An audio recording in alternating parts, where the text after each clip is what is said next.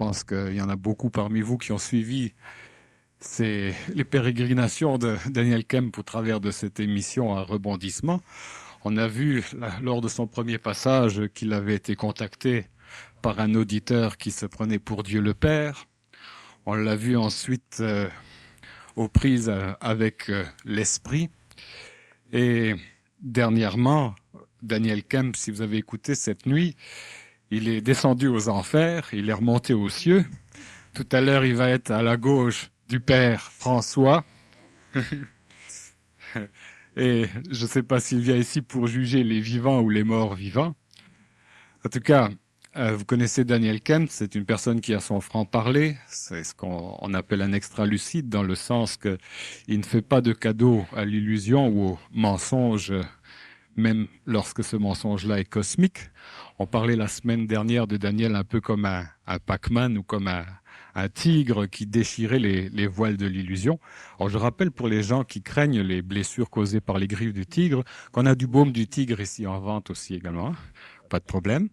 Alors ce soir, il nous fait plaisir donc d'accueillir Daniel Kemp dans une conférence intitulée La fusion des corps. Je vous rappelle, pour ceux qui viennent ici pour la première fois, que la conférence va durer 1 heure, qu'ensuite il y a une pause d'une demi-heure et une deuxième partie qui dure 1 heure, qui est une période de questions. Donc, à la pause, on vous encourage à poser toutes vos questions par écrit et à nous les faire parvenir ici en avant. Et je me ferai votre interprète pour poser ces questions-là à Daniel. Également, à la pause, la première partie, donc enregistrée sur cassette, est disponible directement au kiosque. Et vous pouvez l'avoir gratuitement si vous achetez votre billet pour la semaine suivante, la prochaine conférence de Daniel. Voilà, alors on accueille sans plus tarder, maintenant et comme il se doit, notre ami Daniel Kemp. Un petit coup de goupillon. On est tous attachés à des cordes. Hein. Je ne peux pas te donner plus de fil que ça, est-ce que ça suffira? Fonctionne pas. Alors, je vais commencer par te poser une question. Ensuite, je vais m'assoupir pour 1 heure et puis je vais te laisser le micro. Alors, Daniel Kemp, tu as choisi donc de nous parler de la fusion des corps aujourd'hui. Maintenant, de quel corps s'agit-il? Est-ce qu'il s'agit du corps, de tous les corps, physique, astral, mental, vital, supramental, ou est-ce que tu as choisi de nous parler que d'un corps en particulier aujourd'hui? Comme la télévision. Bon. Alors, lorsque je veux parler de la fusion des corps, je veux parler surtout du corps physique, vital, astral et mental, et je ne toucherai pas trop de la fusion supramentale ce soir. Disons qu'on va y revenir dans des conférences prochaines. Donc, nous allons essayer d'aborder un peu ce qu'est l'homme nouveau d'une façon un peu plus ésotérico-pratique ou encore ésotérico-psychologico-pratique, c'est-à-dire d'une façon qui doit être envisagé par l'homme ancien, qui doit être envisagé aussi par l'homme en mutation, donc par l'homme qui est en transfert entre la phase ancienne et la phase nouvelle. C'est-à-dire que lorsque nous parlons de l'homme, nous sommes habitués à essayer de ne pas trop en dire, et lorsque nous en parlons un petit peu trop, on a tendance à penser que nous compliquons les choses. La façon dont l'homme s'envisage lui-même détermine la façon dont l'homme pense de lui. C'est-à-dire que lorsque l'homme n'a pas le vocabulaire nécessaire pour pouvoir penser convenablement, il n'a pas non plus le vocabulaire nécessaire pour pouvoir s'observer et se voir tel qu'il est. Le vocabulaire de l'homme est un vocabulaire qui est illusoire, c'est-à-dire c'est un vocabulaire qui sert de manteau, c'est un vocabulaire qui est menteur. Et lorsque nous essayons d'aborder l'homme avec un vocabulaire un peu plus direct, un vocabulaire un peu moins mensongeur, un peu plus véridique si l'on pourrait dire, eh bien, évidemment, l'homme n'arrive pas à suivre la psychologie intrinsèque à l'homme. L'ego de l'homme fait en sorte que différents mécanismes puissent se placer en travers de la parole plus juste et de l'ego qui est en train de se faire décortiquer. C'est-à-dire que lorsque nous parlons de la fusion des corps, on a vu premièrement le premier degré ce mois-ci, qui était la séparation des corps, c'est-à-dire que je demandais au public d'essayer de prendre conscience qu'il n'était pas que la psychologie. Et on a vu que l'homme nourrissait sa psychologie au lieu de nourrir son corps, que l'homme habillait sa psychologie au lieu d'habiller son corps, que l'homme distrayait sa psychologie et que l'homme se servait de son corps régulièrement aux fins psychologiques. On a vu après des mécanismes pour harmoniser ces différents corps, c'est-à-dire le corps physique, le corps vital qui est la vie, qui est aussi l'élément de vitalité qui anime le corps vital, le corps physique, pardon. Donc, la fatigue qui est un manque de vitalité, les maladies qui sont une désharmonie dans l'énergie vitale, ce qui se traduit par une pathologie physique. On a vu aussi un peu l'harmonisation du corps astral, c'est-à-dire du corps des mémoires, le corps de la psychologie de l'homme, le corps des désirs de l'homme, et un peu du corps mental. On a vu la semaine dernière comment énergiser ces corps, c'est-à-dire comment, une fois qu'ils sont en harmonie, disons, le plus possible, comment faire pour arriver à rehausser ou surtout à ne pas gaspiller l'énergie que le corps de l'homme ou que les différents corps de l'homme accumulaient au fur et à mesure qu'il évoluait chaque jour. La fusion des corps, c'est que nous devons revenir à l'état primaire, c'est-à-dire que l'homme est une unité.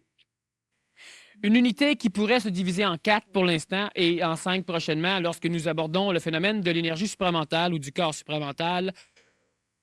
Présentement, l'homme se voit comme une unité, c'est-à-dire que l'être humain se voit comme un être psychologique. Et la fusion des corps, c'est qu'elle doit amener l'être psychologique à vivre un être réel et non plus à vivre que l'être psychologique. L'homme ancien, c'est un être psychologique qui conçoit sa vie à partir de sa relation entre son propre ego, c'est-à-dire lui-même, et l'extérieur. L'être psychologique, c'est un être qui ne conçoit la vie qu'à partir de sa perception psychologique. Et à un moment donné, l'homme doit concevoir sa vie à partir de sa perception physique, sensorielle, vitale et psychologique et surtout mentale. Et la fusion des corps, c'est le mécanisme qui amène l'homme, à un moment donné, à avoir une intégration réelle des différents corps planétaires, c'est-à-dire de ces 4 polarités physiques, vitales, astrales et mentales. Lorsque je dis que l'être humain est en réalité une chose, tout le monde est d'accord. Sauf que la chose que moi je vois n'est pas la chose que tout le monde voit.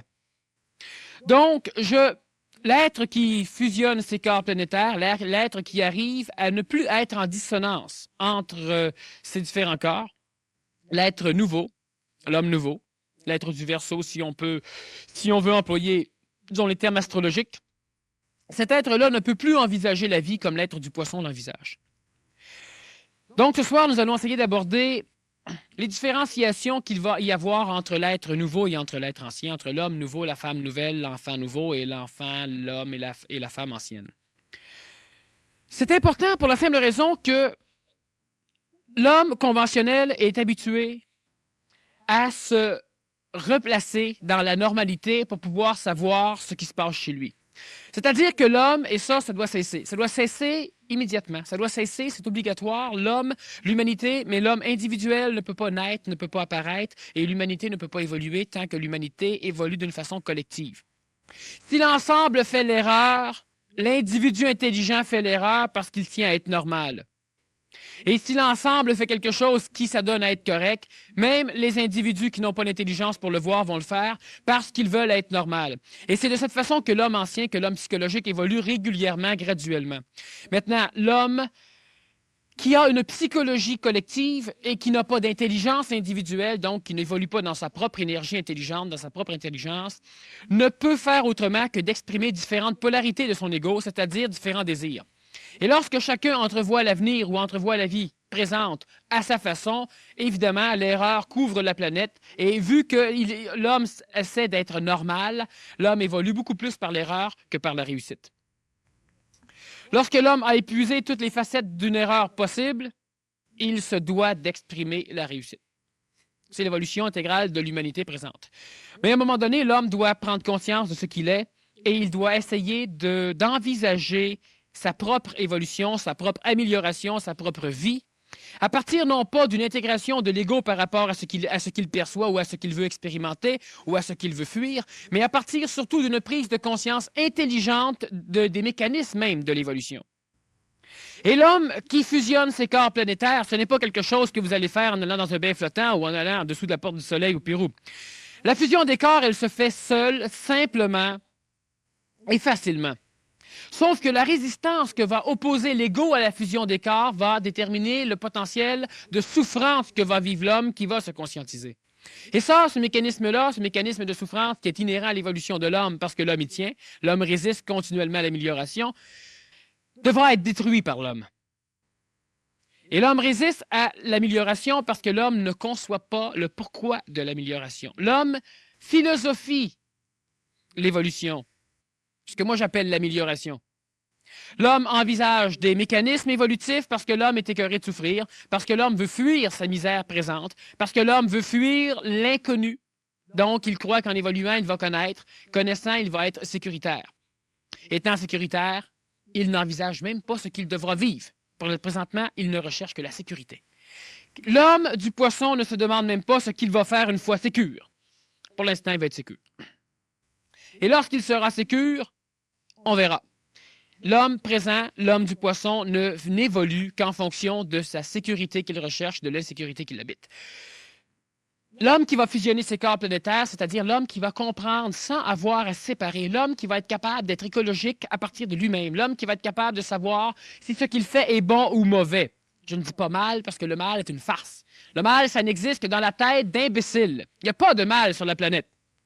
Il y a des choses qui sont mal comprises, mais il n'y a pas de mal d'une façon satanique. D'une façon luciférienne, le mal, c'est une farce. Ça n'existe pas, le mal. Le mal, c'est une différence de potentiel. Et lorsque quelque chose est potentiellement ou énergétiquement ou vibratoirement plus bas que moi, c'est mal. Mais le mal ne peut exister que par rapport au jugement que l'humain va lui porter. Il n'y a pas de mal. L'homme doit être capable d'entrevoir des choses qu'il fait et qui sont bien, des choses qu'il fait qui sont mauvaises, c'est-à-dire en inharmonie, c'est-à-dire qui n'expriment pas le 100% d'efficacité que l'événement pourrait exprimer. Et ça, c'est mauvais de ne pas être 100% efficace. Ce n'est pas mal, c'est mauvais. C'est-à-dire que ce n'est pas écologique, c'est-à-dire que nous perdons de l'énergie.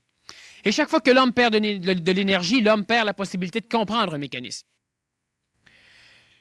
La fusion des corps, c'est donc quelque chose qui se fait seul, sans que l'homme ait à travailler pour la fusion des corps. Je n'explique pas quelque chose ce soir vers laquelle l'homme doit se diriger, j'explique un mécanisme qui va se faire tout seul. J'explique un processus qui fait partie intégrale de l'évolution humaine sur la planète et non pas un but à atteindre. Et ça, c'est important. Pourquoi j'explique ce processus? C'est parce que de toute façon, la majorité de l'humanité la majorité du monde, la majorité de ceux qui sont ici vont atteindre ce processus d'ici peu. Cela peut s'échelonner à partir de quelques minutes, aller jusqu'à quelques années. Mais de toute façon, cela va être l'apanage de la race ou de l'homme qui vit au Québec.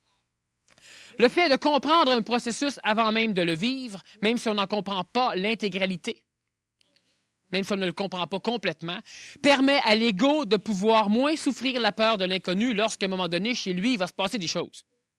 Parce qu'il va se passer des choses chez l'homme. L'homme va vivre une mutation psychologique, l'homme va vivre une mutation neurologique, l'homme va vivre une mutation sociale, l'homme va vivre une mutation scientifique, l'homme va vivre des mutations qui vont le bouleverser de fond en comble. Et si l'homme a déjà une connaissance de ce processus, lorsque nous parlons des extraterrestres, que l'homme y croit, que l'homme n'y croit pas, ça n'a aucune importance. Mais si par hasard, ou si un jour un être qui n'y croit pas, ou qui y croit, mais qui a été instruit de la possibilité de l'extraterrestrialité planétaire, et qu'un jour il rencontre un extraterrestre, il ne virera pas fou. Il ne sera pas aussi démoli dans sa psychologie qu'une personne qui n'en a jamais été au courant.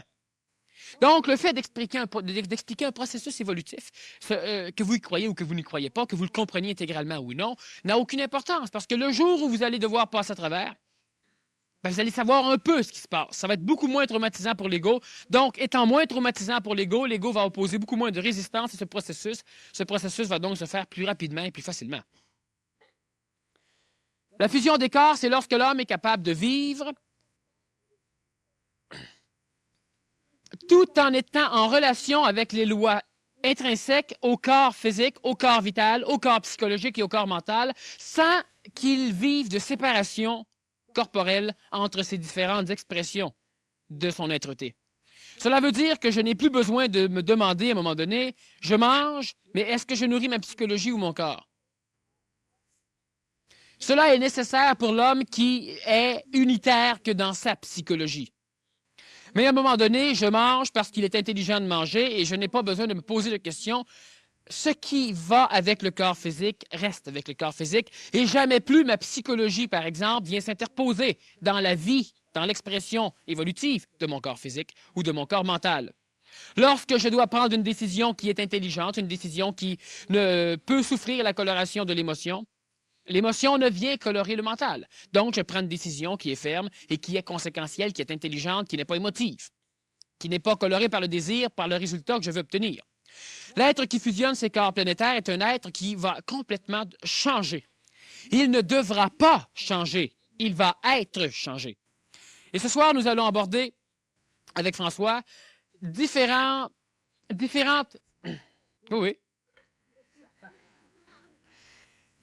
visions ou comment l'homme fusionné ou l'homme nouveau va-t-il vivre certains mécanismes qui sont normalement vécus par l'homme du poisson et on va déterminer, on va expliquer, on va explorer un peu de quelle façon l'homme du poisson vit des mécanismes, de quelle façon l'homme nouveau va vivre ces mécanismes. Passe-moi dans le goupillon un peu. Avant d'aller plus loin, là, j'aimerais savoir si tu fais une différence entre la fusion des corps et l'harmonisation des corps. Ou est-ce que c'est la même chose que tu appelles fusion? Est-ce que c'est une forme d'harmonisation des corps? Puis, deuxièmement, tu as commencé à parler là, de la différence qu'il pouvait y avoir au niveau de l'alimentation ou de la faim ressentie par une personne non fusionnée et une personne fusionnée. Peux-tu faire la même différence en ce qui concerne, par exemple, la famille, le sommeil, les rêves, je sais pas, la foi, l'action, la création, la procréation, la mort, Dieu, etc. Établir des parallèles entre l'homme ancien et l'homme nouveau. Alors là, je suis tranquille, tu en as pour une demi-heure avec ça.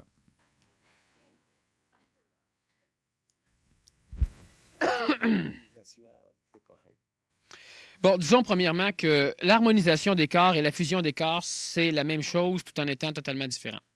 L'harmonisation des corps, c'est un mécanisme qui va être perçu et vécu dans la relation que vont avoir chaque corps l'un envers l'autre.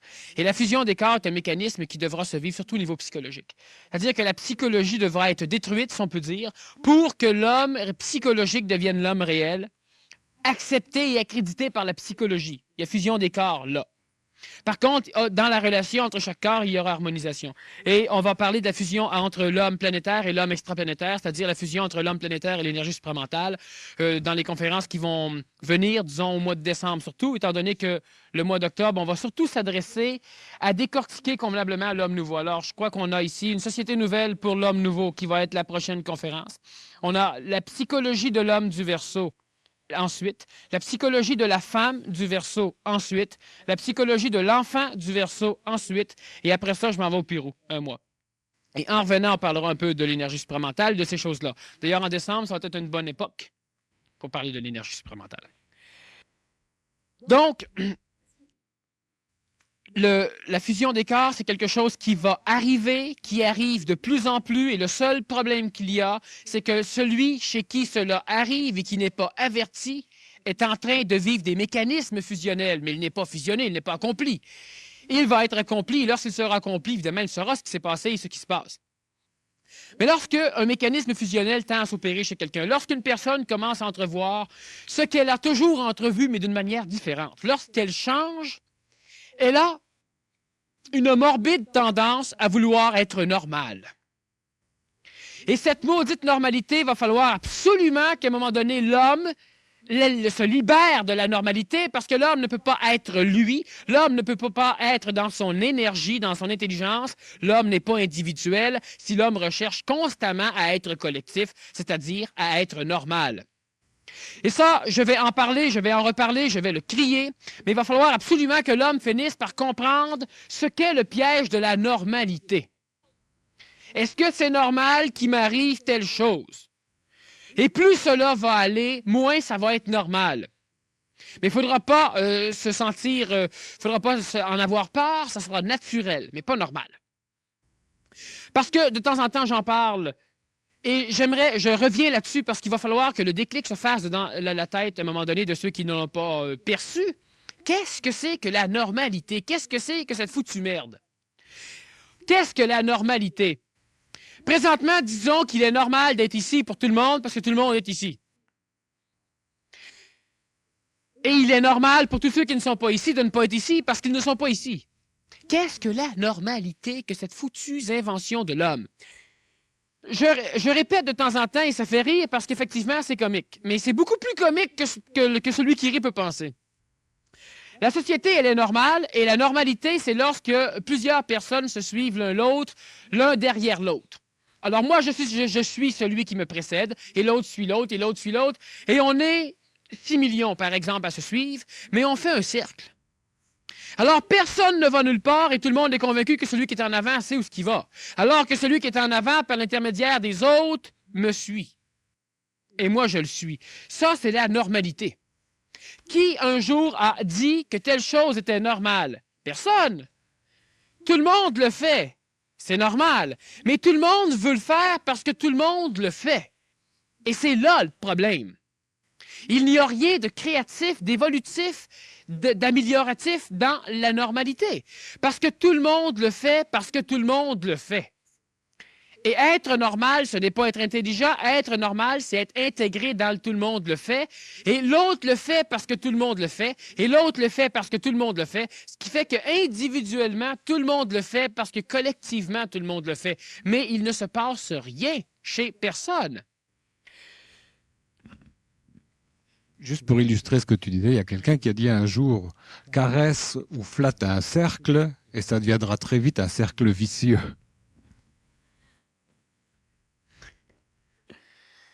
Je sais plus si je vais te passer le micro. Et c'est sûr que c'est ça. La société est un cercle vicieux et chaque personne chiale que l'autre ne sait pas ce qu'il va, mais cesse de le suivre à un moment donné. Mais si je le suis pas puis que je fais des erreurs, tout le monde va rire. Fait que tu le suis puis tu chiales. Bon, va falloir que l'homme découvre ce que c'est la normalité. Va falloir que l'homme découvre que présentement, vous vous jugez, vous vous cataloguez à partir d'un critère qui n'existe pas. La normalité. Celui qui est marginal n'est pas marginal réellement. Il est peut-être normal parce que dans la normalité, il y a une partie qu'on appelle la marginalité qui est collective. Comme ceux qui sont pour rien et qui sont contre tout. On en a plein de ça. On en a régulièrement plein et ils sont aussi collectifs que ceux qui sont pour tout contre rien.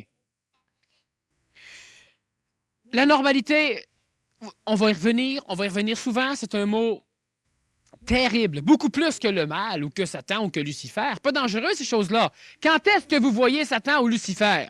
Vous n'avez peur. Mais la normalité, vous êtes dedans régulièrement, mais ça, vous n'avez pas peur, parce que c'est normal d'être normal. Ça, c'est un gros problème. Alors, on va décortiquer un peu ce que l'homme du poisson voit dans certains mécanismes et ce que l'homme fusionné planétairement, donc ce que l'homme nouveau va vivre, comment il va concevoir des mécanismes. Et je fais cette différenciation non pas pour vous donner des objectifs, parce que l'homme du poisson va vouloir se diriger vers un objectif. L'homme du poisson veut évoluer, tandis que l'homme du Verseau ne veut pas évoluer.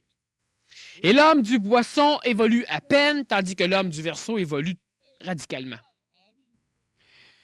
À un moment donné, on avait des souris et on avait Pavlov qui s'intéressait à ces souris et qui avait réussi à instruire les souris que lorsque celles-ci appuyaient sur telle couleur, elles avaient un morceau de fromage et sur d'autres couleurs, elles avaient de l'eau, de la glace, des chocs électriques.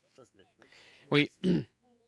Et à un moment donné, chaque fois qu'une souris appuyait sur le verre, Pavlov lui donnait un morceau de fromage pour la récompenser. Et tout fier de sa trouvaille, il a amené plusieurs de ses savants amis et il leur a montré que, voyez, j'ai dressé la souris. Chaque fois qu'elle appuie sur le bouton vert, je donne le fromage. Alors maintenant, elle n'appuie plus sur les autres.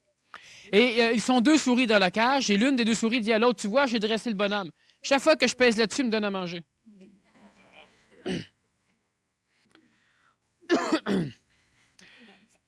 Tout ça, c'est un mécanisme qui est similaire à la normalité. Tout fonctionne, tout le monde est content, c'est de la vraie frime, c'est de l'illusion totale. On se base sur des critères qui n'en sont même pas.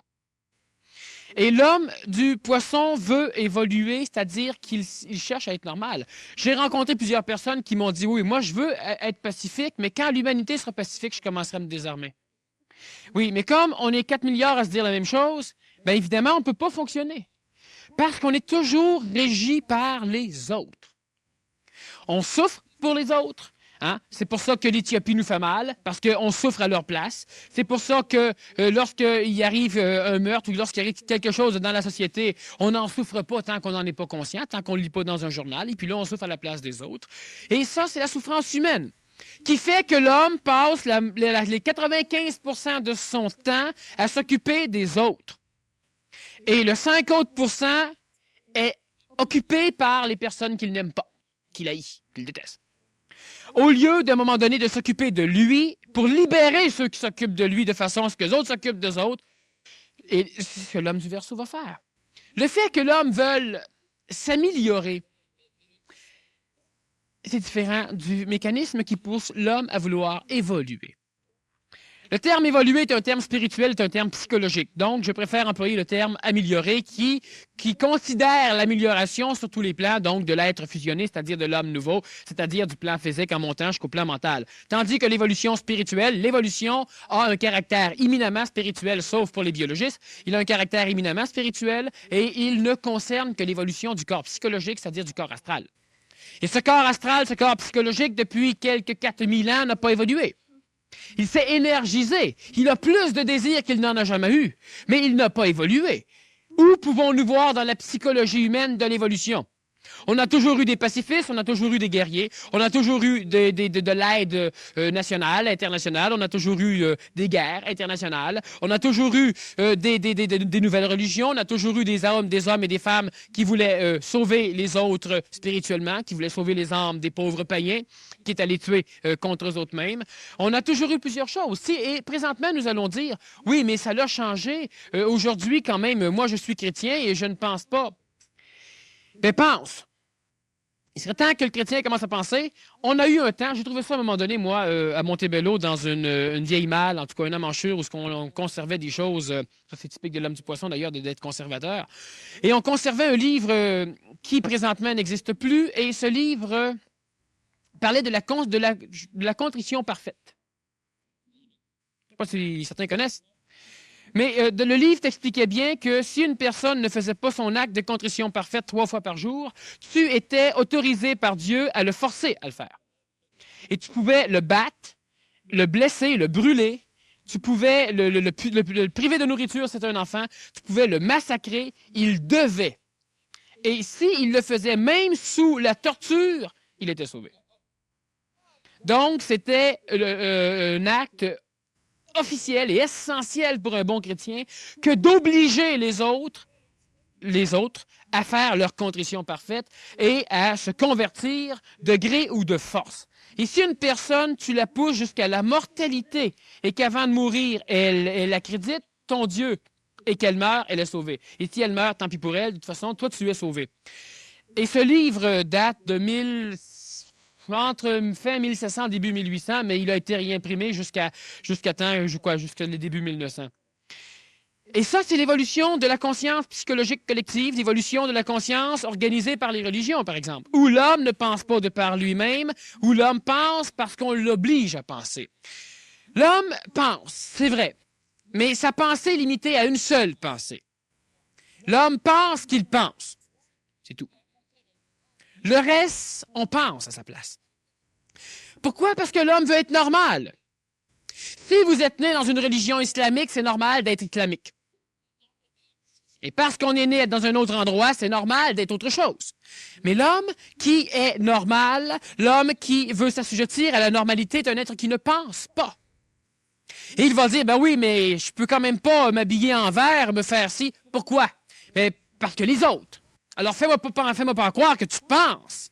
Les autres t'obligent à penser selon ce que la collectivité veut. Et ça, l'homme doit s'en dissocier.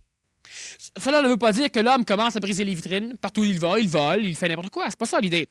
Parce que la collectivité ne vous laissera pas faire. Et ce n'est pas intelligent en plus. Mais il est temps que l'homme commence à être suffisamment intelligent pour envisager des choses, non pas comme la normalité le fait. Et il faut que la maladie de la normalité, du suis-je normal, disparaisse chez vous.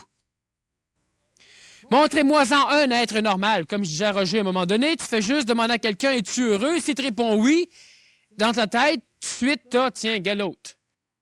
Parce que c'est anormal d'être heureux. Alors, on interdit le bonheur dans la normalité. Et si quelqu'un se plaint d'être bien malheureux, ben là, on essaie de le convaincre, c'est pas si pire. Et ça, c'est la normalité. Soyez vous autres. Et vous devez vous assumer vous autres. Et si vous pensez que vous êtes laid, c'est parce que vous ne vous assumez pas. C'est parce que vous vous comparez au schéma de la normalité. Si vous pensez que vous êtes bon, vous êtes encore en train de vous comparer à la normalité. Essayez donc d'être vous autres à partir de vous autres. Tu scribouilles, toi, là. Je prends simplement des notes, je traduis un peu ce que tu dis. Pour moi, il semble que tu dis qu'il ne s'agit pas d'être ni dans la conformité, ni dans l'anticonformité, mais dans sa propre identité, c'est ça? OK. Ah, c'est bien, ça. Exactement. Être contre la normalité, c'est aussi stupide que d'être pour la normalité parce que l'homme n'est pas lui. Il est contre quelque chose parce que la chose existe. La chose n'existe pas, il ne peut pas être contre. Donc, il n'y a pas d'existence propre, cet homme-là, cette femme-là. Alors, on y va avec tes exemples de tout à l'heure. Feu. Ouais, OK. Le sommeil, par exemple. Le sommeil, les rêves. Bon, alors, le sommeil, les rêves. Pour l'homme qui est psychologique, il envisage le sommeil, il envisage le rêve. Certains de ces hommes psychologiques vont envisager le sommeil comme étant une perte de temps. Parce qu'ils dorment la moitié de leur vie, selon eux. Mais plus souvent qu'autrement, ils dorment toute leur vie. Enfin. Alors, on avait justement un koan bouddhique qui exprimait ce phénomène. La nuit, un homme devient un papillon en rêve. Et le jour, un papillon devient un homme en rêve. Mais c'est le mécanisme même du sommeil humain. Le rêve pour l'homme ancien, qu'est-ce que c'est le rêve pour la majorité? Alors, le rêve, pour l'homme ancien, c'est quelque chose qui peut lui annoncer l'avenir. C'est quelque chose qui peut lui parler du présent. Donc, il recherche souvent à interpréter ses rêves. Pour certains, ce sont des expériences initiatiques au plus haut degré, mais pas nécessairement comme l'homme le conçoit, c'est-à-dire que le cauchemar est une expérience initiatique. Mais pas le reste des rêves, enfin, c'est initiatique parce que tu te fais fourrer, tu te fais avoir, oui, tu te fais violer.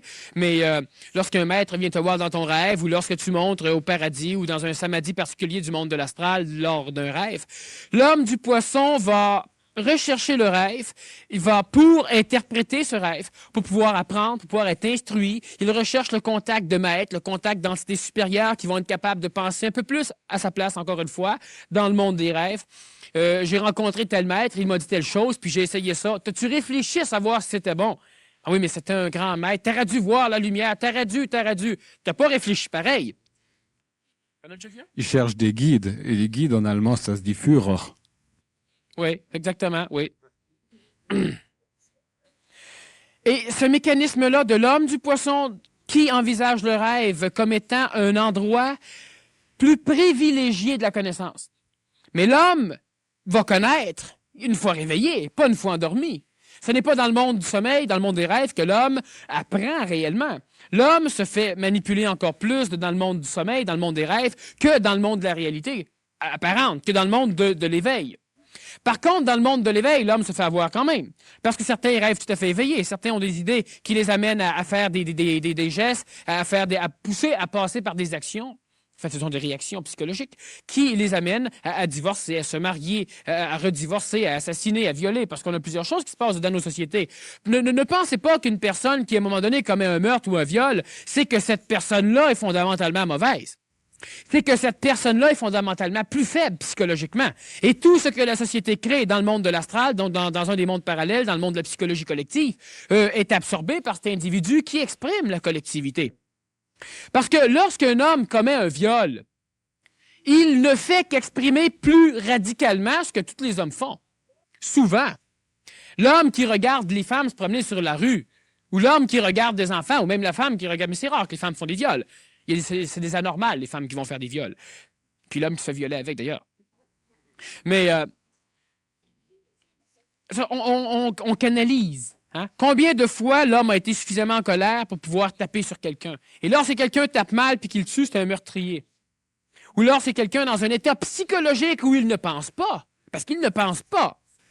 prend un revolver, prend un fusil, comme on a eu à Verdun dernièrement, où on a des meurtres stupides. Les meurtres réellement qui sont prémédités sont rares, et même les meurtres prémédités ne sont prémédités que par la psychologie non pensante de l'homme, par sa jalousie, par des tensions qu'il accumule chez lui, et ce n'est pas l'homme qui pense. Ce n'est pas l'intelligence de l'homme qui pense. Et même si on condamne ou même si on tue, ce n'est toujours pas l'intelligence de l'homme qui a pensé. Ce n'est qu'un intermédiaire. Il épuise un peu le karma de la collectivité. C'est une réaction de l'effet collectif. Alors, si nous prenons encore ce sommeil, ces rêves, lorsque l'homme nouveau rêve, il rêve parce qu'il se plaît, il va au cinéma. C'est-à-dire que si le rêve ne lui plaît pas, il le transforme complètement, mais il n'attend rien du rêve. Il ne recherche pas le rêve. D'ailleurs, à un moment donné, l'homme nouveau ne rêvera plus non plus. Mais même s'il ne rêve pas, il va continuer à vivre. Même si on pense souvent, disons que la science est arrivée à penser que le rêve était vital pour le sommeil de l'homme. Des mécanismes neurologiques et des mécanismes énergético-neurologiques sont vitaux pendant que le corps de l'homme se repose. Et pendant ces périodes, le corps astral, c'est-à-dire le corps psychologique de l'homme, selon le degré de perturbation énergétique qu'il va vivre, vit un rêve ou un cauchemar. Mais cette visualisation énergétique dans le rêve n'est pas nécessaire à la survie de l'homme pendant son sommeil. Donc, l'homme nouveau ne va rêver que par plaisir, que par envie. Il va peut-être pouvoir se servir un peu de l'égrégore akashique du monde des morts pour pouvoir vérifier certaines choses. Mais il ne le recherchera même pas. Je ne parle que d'amusement. Il fera du touriste dans le monde des morts. Il fera du touriste dans le monde de l'astral, mais il ne sera pas manipulé, assujetti à être manipulé comme l'homme ancien le fait. L'homme ancien se couche, il cherche le sommeil pendant 2-3 heures. Lorsqu'il le trouve, son sommeil est habité par différents rêves, où il peut entrevoir des mécanismes de l'avenir, qu'il croit être de l'avenir, où il peut entrevoir des déluges, des apocalypses, où il peut voir sa mère qui 2 jours après vient le visiter, où il voit des choses. Et parce qu'il voit des choses, il croit que ce monde-là a une énergie supérieure à la sienne, ce qui fait que même certaines personnes, ce que nous appelons du spiritisme, vont essayer d'entrer en contact avec le même monde tout en étant totalement vivants, apparemment éveillés. Ils dorment très profondément, ceux-là. Alors donc, le monde des rêves, c'est quelque chose pour l'homme du poisson qui a une valeur qui va complètement disparaître pour l'homme fusionné, parce qu'il comprendra totalement l'inutilité et l'absurdité de ce monde de manipulation. Même si de temps en temps, le monde des rêves ou le monde des morts ou le monde parallèle de l'astral amène des connaissances authentiques et efficaces à l'homme, cela ne veut pas dire qu'elle libère l'homme de la manipulation de pensée. C'est-à-dire que l'homme ne pense toujours pas. Ce n'est pas parce qu'à un moment donné, vous avez par le contact avec le monde des rêves ou le monde des morts quelque chose d'intelligent que vous pensez de par vous-même. L'homme pense souvent que la puissance vient du fait d'être capable d'entrevoir l'avenir. Sachez que la puissance réelle va apparaître lorsque l'homme va être capable de transformer l'avenir, pas d'entrevoir l'avenir. Parce que l'avenir que l'homme entrevoit, c'est un avenir que l'homme construit pour faire plaisir à ce monde parallèle. Et plus souvent qu'autrement, l'avenir que l'homme entrevoit n'arrive même pas. Et on va aller voir, on parle de sommeil, on va aller voir les tireuses de cartes, on va aller voir les cristal, ceux qui font de la cristalloscopie, ceux qui lisent dans les boules de cristal, on va aller voir ceux qui lisent les marques de thé, le hiking, etc. On va aller voir le terme anglais, c'est un terme qui se promène un peu partout, mais ceux qui parlent, ceux qui sont capables, les médiums, les speakers, exactement. Pourquoi encore? Parce qu'on est trop incapable d'assumer nous autres mêmes notre propre vie et on veut savoir. Et on veut savoir la bonne vérité, la bonne aventure, jamais la mauvaise aventure.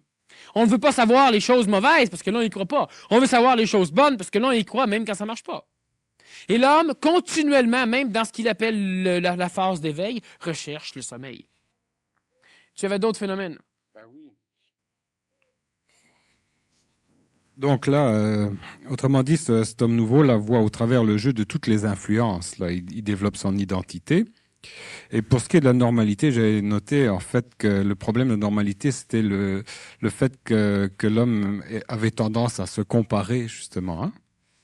Autrement, on revient à ces autres comparaisons qu'on peut faire. Oh, tiens, ça tombe bien. La foi, la croyance. La foi et la croyance, j'ai mis ça ensemble. En passant, vu que c'est pas mon micro, il est possible que le son soit trop fort. Il faudrait juste que peut-être que Pierre, tu vérifies ça, là, si... Parce que François sait que je ne crie pas, mais ça pourrait de temps en temps, vu que ce n'est pas mon micro et qu'il n'est pas ajusté pour mon intonation. Oui, c'est ça, je vais le baisser un peu. Bon, la foi et la croyance. L'homme du poisson, l'homme ancien, l'homme qui vit que par psychologie, c'est-à-dire celui qui n'est même pas capable de connaître son corps physique, de connaître son corps vital, de connaître l'authenticité de son corps mental, de son intelligence, non pas juste de l'intellectuance, ne peut faire autrement que fonctionner par la croyance.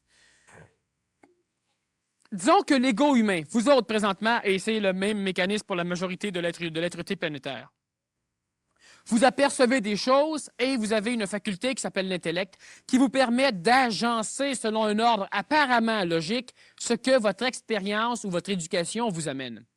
Cet agencement, c'est ce que vous appelez la pensée, mais cet agencement est coordonné par votre émotivité et par vos désirs. Donc, vous ne pouvez souvent voir une chose telle qu'elle est parce que ou vous l'haïssez ou vous l'aimez. Alors, si vous avez un problème et que je vous dis parfait, laissez-vous vous être et sortez de l'événement. Observez-vous et l'événement comme étant un extraterrestre, par exemple, comme étant un observateur à part. Et observez si ce qui se passe pour vous est bon ou mauvais, en essayant de laisser l'émotion dedans ce que vous observez, d'être neutre. Et lorsque l'homme évolue, il ne peut pas être neutre. Parce qu'il se passe différents mécanismes chez lui, où lorsqu'il mémorise une expérience, il assujettit à cette mémoire l'émotion qu'il a vécue lors de l'expérience. Ce qui fait que lorsqu'il se remémore l'expérience, il revit l'émotion de l'expérience, ce qui est une coloration, ce qui est faux. Il ne peut donc pas étudier l'expérience telle qu'elle était, parce qu'elle est toujours colorée par l'émotion qu'il a vécue lorsqu'il a mémorisé l'expérience. L'homme, au fur et à mesure qu'il évolue, il va intercaler différents événements pour conceptualiser, c'est-à-dire pour créer un concept de ce qu'il lui va appeler sa vérité. Il peut aussi l'appeler la réalité, selon son jeu de mots. Donc, à un moment donné, l'homme va arriver et l'homme va dire on évolue. C'est-à-dire que j'apprends régulièrement et je commets des bévues et je paye pour. En observant différents mécanismes, l'homme arrive à concevoir une loi qu'il pourrait appeler la loi du karma, la loi d'action-réaction, la loi de cause et d'effet. Et il va dire, je crois que cette loi-là existe. Une croyance. Elle a de l'allure, c'est-à-dire qu'elle est logique apparemment. Et l'homme va dire, oui, mais comment puis-je évoluer si, en naissant, je pars d'un degré et qu'en mourant, j'ai à peine changé? Est-ce que je suis plus parfait? Et si je dis, en mourant, je vais au paradis ou en enfer, je suis venu au monde dans un état, et selon que je n'ai pas fait de mal, je retourne au paradis, et selon que je n'ai pas compris les lois de la vie, je m'en vais en enfer. L'homme va dire, cela n'a pas d'allure. À un moment donné, il va dire, non, on doit revenir sur la planète, j'imagine, ou aller sur d'autres planètes, mais on ne doit pas mourir. Apparemment, cela est logique et l'homme va conceptualiser la réincarnation. Et parce que l'homme entend à un moment donné que des millions d'autres ont cru à la réincarnation avant lui et que cela est exotique, donc vient du Tibet, vient de l'Inde, ou vient de la Chine ou du Japon, alors l'homme va donner de la puissance à son concept. Il va dire, bon, vu que des millions d'autres y ont cru, c'est que c'est vrai. Ça, c'est le phénomène de la normalité. C'est pas plus vrai, c'est pas plus faux. Mais l'homme cesse immédiatement sa recherche parce que d'autres, ils l'ont fait à sa place. Et l'homme dit donc, la réincarnation, moi, je crois à ça. Et à un moment donné, l'homme va même arriver à mettre tellement d'énergie dedans cette croyance que l'homme va dire « c'est vrai ». Et pour que l'homme puisse dire « c'est vrai », l'homme doit expérimenter la réincarnation. Non pas juste au niveau de l'intellect, au niveau de l'émotion. Pourquoi l'homme va-t-il accréditer la réincarnation? Parce que l'ego humain a peur de mourir.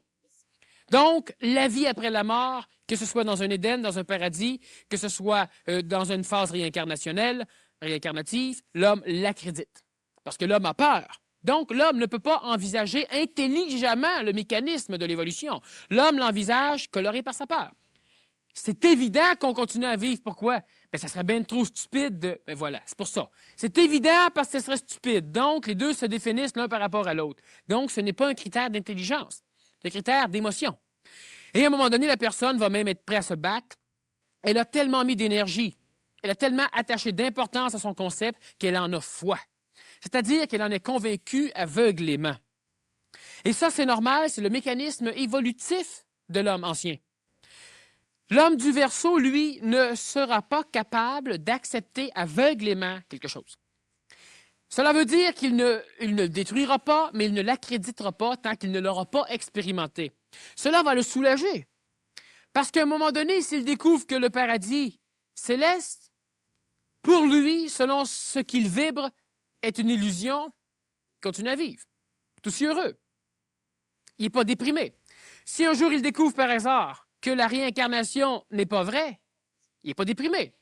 Et s'il ne comprend plus, oui, mais si c'est pas vrai qu'il n'y a pas de paradis, qu'il n'y a pas de vie ici, qu'il n'y a pas ça, qu'il n'y a pas ça, comment tout? Comment ça se fait qu'on est là? Comment ça se fait que tout fonctionne? Il prend un break. Il ne panique pas, il ne recherche pas, hein, il ne dit pas qu'il devrait tout savoir. Pourquoi que l'homme veut tout savoir? Parce que l'homme qui ne sait pas est insécure. Et l'homme nouveau n'est pas insécure. Donc, il va attendre, va continuer à vivre. À un moment donné, je vais avoir d'autres données. Si j'en ai pas, même si je me crée un monde d'illusions vers lequel j'ai tenté de me diriger psychologiquement et ce monde n'existe pas, ça ne réglera pas mon problème. Mais l'homme du Verseau, l'homme qui a une fusion corporelle planétaire, n'a pas ce mécanisme de foi, n'a pas ce mécanisme de croyance. Il a des théories qui peuvent être fausses, qui peuvent être vraies, et il y a ce qu'il sait. Et l'homme doit... Première chose qui va différencier l'homme ancien de l'homme nouveau, c'est que l'homme nouveau va être capable de dire « Je sais ce que je sais et je sais ce que je ne sais pas ». Et dans ce que je ne sais pas, il y a ce que j'envisage comme étant ce qu'il doit y être. Donc, je crois, selon, avec réserve, que cela se peut. Et il y a des choses que je ne suis pas sûr que cela se puisse. Mais tout ça fait partie de ce que je ne sais pas. Donc, je n'irai jamais m'argumenter là-dessus. Je n'irai jamais m'astiner là-dessus. Et si quelqu'un vient détruire ça, que ça se détruise. Sachez bien que si quelque chose se détruit chez vous, c'est parce que ça n'existait pas. On ne détruit pas une réalité. On détruit des vérités, mais pas une réalité. Et lorsque, dans ce que l'être savait qu'il savait, est attaqué, bien, il s'en fout. Parce que si c'est encore une fois détruit, bien, tant mieux. Parce que l'homme ne peut pas s'améliorer en conservant son illusion. L'homme ne peut s'améliorer qu'en laissant les illusions se démolir. Et l'homme ancien, lorsqu'on démolit une illusion, on doit automatiquement la remplacer par un autre. C'est ce qu'on appelle les marches de l'évolution. Mais l'homme du Verseau, l'homme nouveau, n'a pas besoin de ces marches. Parce qu'il élimine le mensonge. Et puis après ça, on parlera de réalité. Mais l'homme du Poisson, l'homme ancien, a besoin, lorsqu'on lui dit, par exemple, même on va dire à certains que le diable n'existe pas comme tu le penses. Et là, il est perdu. Et là, il doit créer le diable. Alors là, tu es le diable. Parce que tu viens de dire que le diable n'existait pas. Il en a besoin. Il doit s'auto-dynamiser. Parce qu'il refuse même la simplicité. Vois-tu, hier, on parlait de la politesse. Que la politesse, c'est une chose qui est inutile. Parce qu'entre toi et moi, on n'est jamais poli. Mais on sait vivre.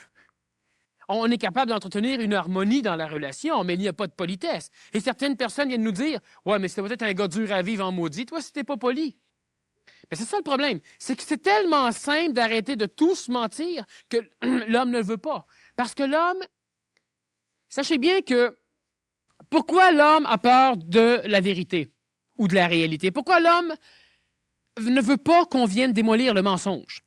Parce que l'homme va se rendre compte que tout ce qu'il dynamise de son être-té, de tout ce qu'il veut être, n'est pas. Et au nom de ça, l'homme crée la foi. Ah, moi, je suis sûr, le sais-tu? Je n'ai pas besoin de savoir, je suis certain. Tu ne le sais pas. Et tu peux dire à un moment donné pour régler le problème, ah oui, je le sais. Si tu le sais, tu es capable de te défendre d'une façon intelligente à tout. Et si tu viens me dire, oui, mais non, ça, c'est parce que là, j'ai eu le contact avec Dieu, ou avec Jésus-Christ, par exemple, et je le sais. Mais j'en ai vu du monde qui ne vivait que par Christ et qui s'astinaient tout l'un l'autre, parce qu'il y en avait des Christ de Christ. Il y en avait. Et tous ceux-là vivaient que par Christ, ils étaient convaincus, ils s'en allaient, certains se font crucifier une fois par année, d'autres essaient de vendre des petits trucs d'encens pour que tu puisses arriver à Christ, d'autres ne font que parler du Nouveau Testament et rejettent l'Ancien Testament, d'autres, bon, c'est ça. Ça, c'est le monde de l'astral, c'est le monde des morts, c'est le monde de la frime, c'est le monde de l'illusion, c'est le monde du mensonge. Alors, l'homme nouveau ne pourra pas, ne peut plus, ne peut pas, ne fonctionne pas dans la foi ou dans la croyance. Et il s'en ressent beaucoup mieux. Parce qu'il n'a jamais peur de perdre la foi.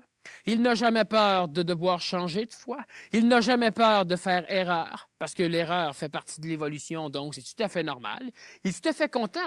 Sachez bien que l'homme ancien perd son énergie psychologique lorsqu'il découvre qu'il a fait une erreur. Tandis que l'homme nouveau est tout content de découvrir qu'il a fait une erreur. Et il y a une bonne différence entre un et l'autre. Et l'homme ancien va même refuser de voir l'erreur pour être sûr qu'il va pouvoir se dire qu'il n'a pas fait d'erreur. Ça, c'est la croyance. Et ça l'amène, ça dynamise lentement la foi, lorsque la collectivité refuse une erreur collective. Lorsque la collectivité refuse ou accrédite quelque chose d'illusoire qu'ils ne savent pas, qu'ils n'ont pas expérimenté, c'est encore ça dynamise la foi. Pourquoi l'homme du Verseau est content lorsqu'il découvre qu'il a fait une erreur? Parce qu'il ne la fera plus. Parce que maintenant, il peut dire, ah ben tiens, ça c'est une erreur. Ah bon, mais j'oublie ça. Maintenant, j'élimine de plus en plus des mécanismes et je me dirige de plus en plus vers la réalité. Et l'homme du poisson, l'homme ancien, l'erreur, non, l'erreur, moi, j'ai pas fait d'erreur. Hey, ça fait 45 ans que je fais telle chose, viens pas me dire que je me trompe. C'est comme si tu me dirais que je suis un imbécile. T'es pas un imbécile, tu pouvais pas faire autrement, mais présentement, observe que ce que tu fais n'est pas correct, puis fais-le plus. Mais l'homme du Verseau va le faire facilement. L'homme du poisson va lutter contre l'erreur parce qu'il croit qu'il doit bien faire.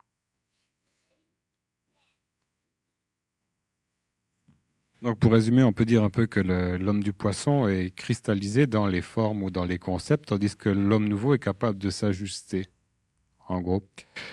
Concernant la réincarnation, j'avais posé cette question-là à un jésuite s'il croyait à la réincarnation. Il a répondu le concept de la réincarnation, j'y crois, mais je ne suis pas prêt à donner ma vie pour le défendre. Ça, c'est une vraie réponse de jésuite. Alors, il nous reste aussi à voir, j'avais accolé deux mots, là, c'était l'action, non, pardon, la procréation et la création. Peux-tu en parler un peu? Bon. La procréation pour l'homme ancien, qu'est-ce que c'est? La procréation pour l'homme ancien, l'homme du poisson veut avoir des enfants pour différents motifs. Certains, ce sont des motifs que nous pouvons appeler des accidents. La majorité des adultes qui veulent avoir des enfants veulent avoir une matière pour pouvoir exprimer ce qu'eux appellent l'amour. J'ai connu à un moment donné certains autres qui étaient un petit peu plus, disons, flyés, mystico-pétés. Eux autres voulaient avoir un enfant pour apprendre de la patience, un deuxième enfant pour apprendre de la paix, un troisième enfant pour apprendre... Bon. Et cette personne-là, un jour, m'a même demandé de lui en faire un. Elle était sûre que c'était pour être un dieu. Et puis, elle avait déjà 2 enfants. Le plus jeune, c'était son voisin qui lui avait fait. Parce qu'à ce moment donné, elle a réussi à le convaincre qu'il voulait avoir un enfant pour apprendre la paix. Puis son voisin, bien évidemment, c'est pas dur à convaincre un homme. Alors son voisin, lui a fait un enfant pour la paix. Et ils se sont jamais revus. Elle voulait avoir un enfant pour la paix. Et puis son premier, elle l'avait eu pour la patience. Alors disons que là, ça va un peu plus loin.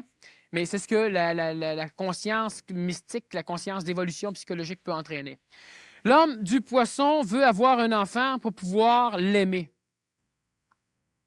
Et le fait de vouloir avoir un être humain pour pouvoir l'aimer, et ça, que chacun qui veut ou qui ont eu des enfants observe, à part l'accident, qu'effectivement, soit que c'était pour être normal, à l'époque, dépendant des âges des personnes, tu fondes une famille, il faut que tu aies des enfants, sinon tu n'étais pas normal. Bon. Donc, encore là, c'était pour être normal, mais l'enfant n'a aucune importance à l'intérieur de ce mécanisme-là. C'était pour être normal. D'autres, c'est sûr qu'ils ont aimé leurs enfants après et qu'ils ont travaillé avec, mais ils n'ont pas eu des enfants. On parle de procréation. On ne parle pas de l'amour infantile, on parle de la procréation. D'autres vont avoir des enfants pour pouvoir combler un besoin. Un besoin émotif, donc ils veulent les aimer. Ah oui, moi, je vais avoir un garçon ou une fille, ça n'a aucune importance, mais ça va être mon enfant, puis ça va être ma possession. Mais ils ne disent pas ma possession, ils disent mon enfant, puis je vais l'aimer, puis je vais l'élever comme ma conception psychologique. Ben, enfin, c'est pas ça qu'ils disent non plus, mais je vais l'élever comme il va être bien, puis je vais l'élever pour qu'il soit lui-même, puis tu l'éduques tout le long de son éducation à être toi-même. Bon. Mais ça, c'est pas grave encore. Présentement, on ne peut pas faire autrement. Il ne faut pas qu'on se culpabilise. J'observe un processus, simplement, et non pas rien d'autre. Donc, encore là, tu te fous de l'enfant, parce que tu procures un enfant pour pouvoir, toi, aimer, tu sais. Puis, à un moment donné, c'est prouvé d'ailleurs que si tu n'as pas d'enfant, ben, achète-toi un chien ou un chat ou un oiseau, puis ça va bien aller aussi. Bon. L'homme du Verseau ne procréera pas d'enfants tant qu'il n'y aura pas une raison intelligente, c'est-à-dire qu'il aura des enfants par affaire. Et non plus par émotion. Et lorsque je dis par affaire, c'est pas pour faire de l'argent. Certains l'ont déjà fait, évidemment. Ils ont des enfants pour les vendre. Puis il y en a qui le font, ils ne les vendent pas ici, mais ils ont plus d'assistance sociale. Bon, ça n'est pas des cas. Bon. Maintenant, l'homme du Verseau n'aura pas d'enfants pour le seul plaisir d'avoir des enfants.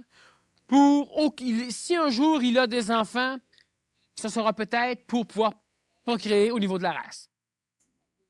Pour que la race vive. C'est ça. Maintenant, évidemment, présentement, il n'y a pas de problème. Il y en a en masse qui ne savent pas ce qu'ils font et qui s'en occupent. Bon. La race continue, il n'y a aucun problème pour ça. On s'en va vers les 5 milliards prochainement. L'homme du Verseau ne voudra pas avoir d'enfants. Et ça, c'est de plus en plus échelonné au niveau du Québec que les jeunes n'en veulent pas. Ils aiment les enfants des autres, mais ils ne sont pas prêts à mettre un enfant au monde. Et ça, c'est typique de la nouvelle conscience qui se développe. Ce n'est pas une conscience anti-humaine, c'est une conscience mauditement humaine. Mets un enfant au monde pour des raisons intelligentes. Donc, tu seras conséquentiel dans ton acte. Tu auras un cadre d'évolution pour ton enfant qui aurait été préparé d'avance. Tu sauras ce que tu fais. Et tu n'iras pas dans l'improvisation pendant les 15 ou les 16 années de l'éducation de l'enfant. Tu ne maudiras pas Dieu le Père de t'avoir donné ces enfants-là. Tu ne seras pas toujours en train de dire à ta femme qu'elle est comme toi. Puis à ton mari que, ouais, c'est bien ton gars, ça paraît, puis etc., etc. L'éducation des parents va être coordonnée, c'est-à-dire que chacun n'aura pas son idée d'éducation, puis vont commencer à l'exploiter lorsqu'il y aura un enfant. Il y aura une intelligence d'avoir un enfant. Un enfant, ce n'est pas un jouet. Tu ne mets pas un enfant au monde simplement pour combler une lacune psychologique, pour te sécuriser, pour combler une lacune émotive au niveau de ce que tu appelles l'amour. L'homme du Verseau va mettre des enfants au monde lorsque l'enfant qui sera au monde aura une intelligence d'être là. Pas simplement parce que c'est quasiment juste des accidents. Procréez et multipliez-vous. Mais à un moment donné, il faudra qu'on cesse de se multiplier parce que là, c'est les erreurs qu'on multiplie. Alors, l'homme du Verseau, la procréation, l'enfant, non, il n'y a aucun problème, il va attendre longtemps. Il y a une autre chose qui va arriver au niveau de l'homme du Verseau, qui n'est pas prêt à être compris par l'homme du Poisson. Alors, j'en parle, mais évidemment, on pourra, au niveau des questions élaborées par la suite. Il ne faut pas me juger par ce que je dis, parce que, encore là, vous feriez fausse route en Christi. J'énonce des processus, et il y a une chose qui va arriver à un moment donné aussi, c'est qu'on va faire attention à créer. C'est-à-dire qu'on va s'arranger pour que les enfants qu'on va mettre au monde soient des enfants qui soient en santé. Cela veut dire que si toi, tu as des caractères d'hémophilie, ou tu souffres d'hémophilie, tu ne mettras sans doute pas d'enfants au monde pour la simple raison que tu vas génétiquement continuer, je donne un exemple, continuer à transmettre cette pathologie médicale dans le règne humain. Et le règne humain doit, lorsque tu mets un enfant au monde, ce n'est pas pour mettre un enfant au monde qui va vivre, par exemple, toute sa vie dans un cadre totalement inhumain, simplement parce que tu voulais avoir un enfant. Alors, tu vas simplement t'arranger. C'est ce que l'homme du Verseau va faire facilement, ce que certains ont déjà fait dans d'autres civilisations dans l'Antiquité, ce qui fonctionnait extraordinairement bien. C'est que toi, à un moment donné, tu as la possibilité énergétique, financière, matérielle, etc., de pouvoir éduquer un enfant. Parfait. Alors, on va te donner un enfant éduqué. Mais ce n'est pas nécessaire que ce soit ton enfant biologique pour que tu aies l'impression qu'il t'appartient, que c'est ton enfant, que tu ne peux pas aimer autrement. Comment veux-tu faire pour aimer l'enfant d'un autre? L'enfant d'un autre, ça ne se peut pas. Un enfant, c'est un être humain. Ça n'appartient pas à personne. Et dans un cadre social comme le nôtre, on est obligé de l'éduquer. Présentement, les élèves. Mais à un moment donné, il va falloir qu'on les éduque. C'est-à-dire qu'on leur donne la possibilité de comprendre le cadre dans lequel on les a mis au monde. C'est ce qu'on fait présentement. Ils sont le seul la vie. La vie va leur montrer dans quelle farce ils sont venus au monde. Alors, présentement, l'homme du Poisson se doit d'être convaincu qu'il a un lien énergétique, un lien sanguin, un lien, mais appelle-le comme tu voudras pour dire que c'est son enfant. Même si son enfant naît avec des torts physiques, c'est pas grave. On en aura d'autres, puis à un moment donné, il y en aura un qui sera correct, ou je ne le sais pas, pour que ce soit son enfant. Parce qu'on n'est pas capable de comprendre l'intelligence même de ce que c'est que la vie humaine. La vie humaine, ce n'est pas un enfant qui sort d'une personne. La vie humaine, c'est quelque chose qui est totalement différent, séparé des parents. Alors, à un moment donné, moi, j'ai 2 enfants, tu en veux un, parfait, élève-en un. Et ça ne peut pas être compris par l'homme du Poisson présentement, parce que l'homme du Poisson ne conçoit pas l'enfant comme étant un être humain. Il le conçoit comme étant un enfant qui lui appartient. Alors, on parle de processus de l'homme du Verseau, mais on ne mettra plus d'enfants au monde qui seront qui auront un cadre d'évolution difficile, qui auront un cadre souffrant, qui seront charriés d'un bord à l'autre, qu'on ne saura plus quoi faire avec, qui seront dans un cadre d'évolution, donc dans une société ou dans un cadre scolaire ou dans un cadre familial qui n'aura aucun sens avec l'enfant lui-même. On aura des enfants lorsque ce sera le temps d'avoir des enfants et non plus seulement par accident pendant le sommeil. Bon, je pense qu'on a terminé notre entrevue, là, puisqu'il est 9h20. J'ai l'impression qu'il va y avoir beaucoup de questions, là, surtout concernant les enfants. Je pense que tu as suffisamment aiguillonné le monde pour qu'il y ait des réactions, qu'il y ait un peu de résistance. D'ailleurs, comme il le dit toujours, ne me croyez pas, là, vérifiez-le, expérimentez-le. Et puis alors, on vous encourage donc pendant cette pause d'une demi-heure de préparer vos questions, de nous les faire parvenir. On fait en passant un petit chou à la technique et on applaudit vivement notre ami Daniel Kem pour sa prestation.